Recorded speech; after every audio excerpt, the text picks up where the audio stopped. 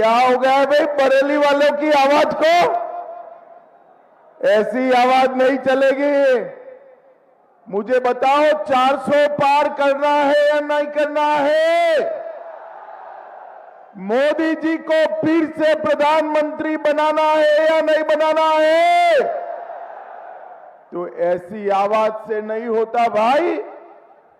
यहां से लेकर ओडिशा तक आवाज जानी चाहिए।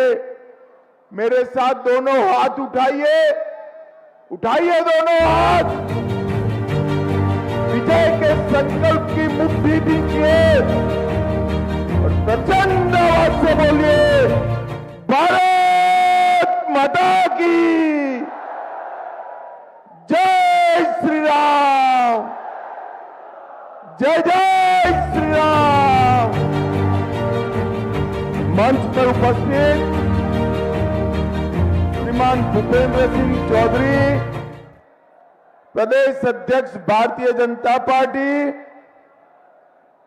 श्रीमान संतोष सिंह, ब्रज क्षेत्र के प्रभारी, भाजपा के वरिष्ठ नेता, यहां के सांसद श्रीमान संतोष गंगवार जी, श्री अरुण कुमार जी, श्री स्वतंत्र देव सिंह जी, श्री जतिन प्रसाद जी, कपिल देव अग्रवाल जी, बहन रश्मि पटेल जी, श्री उमेश गौतम जी, हरीसी ढिल्लो जी, डीसी वर्मा जी और आज बरेली के इस विशाल कार्यक्रम में आए हुए प्यारे भाइयों, बहनों, माताओं और मेरे जिगर के टुकड़े जैसे युवा मित्रों, आप सभी को नमस्कार। भाइयों बहनों, आज सबसे पहले तो रामगंगा के किनारे बसी हुई नाथों की भूमि बरेली को मैं प्रणाम कर कर मेरी बात की शुरुआत करना चाहता हूं।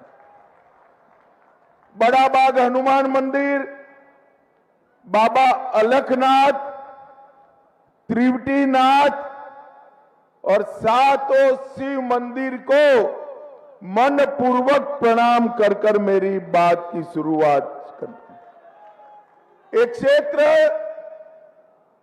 महाभारत कालीन पंचाल क्षेत्र के नाम से जाना जाता है और महान पांचाली द्रौपदी की इस जन्मभूमि को मैं मन पूर्वक सत प्रणाम कर कर मेरी बात की शुरुआत करना चाहता। भाई और बहनों, हमारे सामने एक गठबंधन गठबंधन इंडी अलायंस चुनाव लड़ रहा है।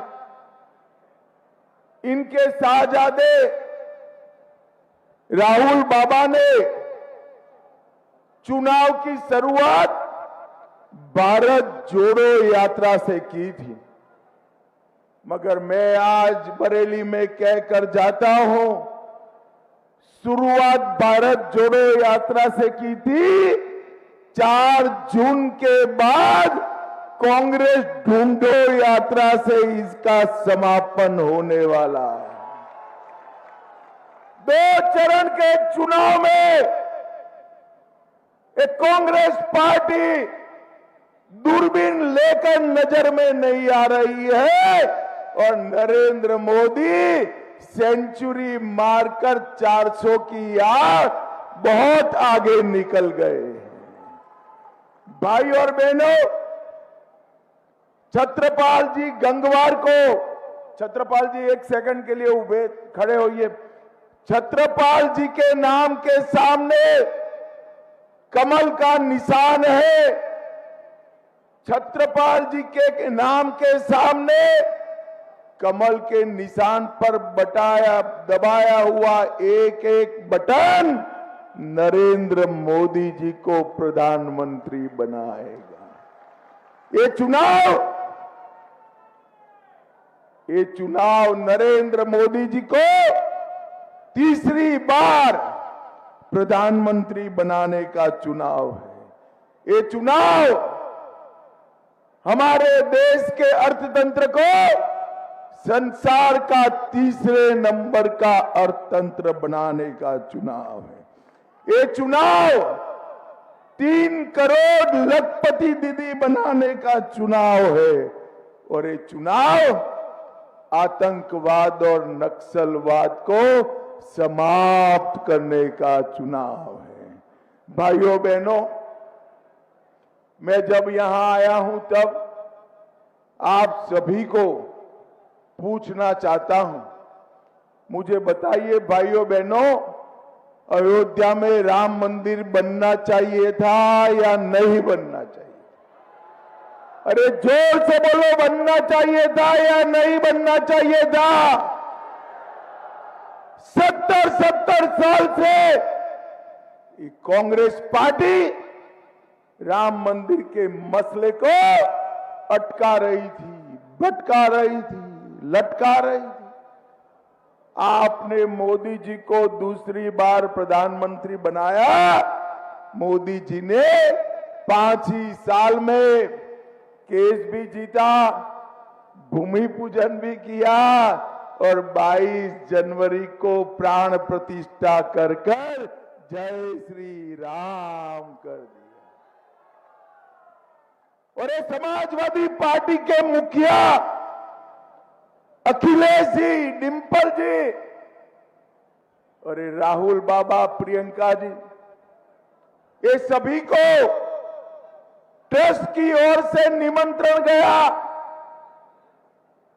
मगर कोई प्राण प्रतिष्ठा में नहीं गया। क्यों नहीं गया भाई? मुझे बताओ तो क्यों नहीं गया? क्योंकि उनको डर है, उनकी वोट बैंक वालों का डर है कि वहां जाएंगे तो वोट नहीं मिलेंगे। मालूम है ना कौन सी वोट बैंक है उनकी? अरे बताओ, मालूम है या नहीं है? पक्का मालूम है ना? अरे उनको डरने दो, हम नहीं डरते हैं, हम भाजपा वाले हैं। डंके की चोट पर राम मंदिर बनाने का काम हमारे नेता नरेंद्र मोदी जी ने किया। भाई और बहनों, जो राम का प्राण प्रतिष्ठा में वोट बैंक के कारण न जाए, उसको आप वोट देना चाहेंगे क्या? बरेली वालों जोर से बोलो, देना चाहेंगे? भाइयों बहनों, ये लोग हमेशा तुष्टीकरण से राजनीति कर रहे हैं। मुझे बताओ बरेली वालों, एक कश्मीर जो है हमारा है या नहीं है? जोर से बोलो, है या नहीं है? ये खड़गे जी कहते हैं उत्तर प्रदेश राजस्थान वालों का कश्मीर से क्या लेन देन? अरे खड़गे भाई, आप 80 पार हो गए, मगर बरेली वालों को नहीं जानते। कश्मीर के लिए मेरे बरेली का बच्चा बच्चा अपनी जान देने के लिए तैयार है, जान देने। बरेली वालों मुझे बताओ, धारा 370 हटानी चाहिए या नहीं हटानी चाहिए? कांग्रेस वाले 70 साल से धारा 370 को बूढ़े व्यक्ति की पूंजी की तरह संभाल कर बैठे थे। आपने दूसरी बार नरेंद्र मोदी जी को प्रधानमंत्री बनाया 5 अगस्त 2019 को।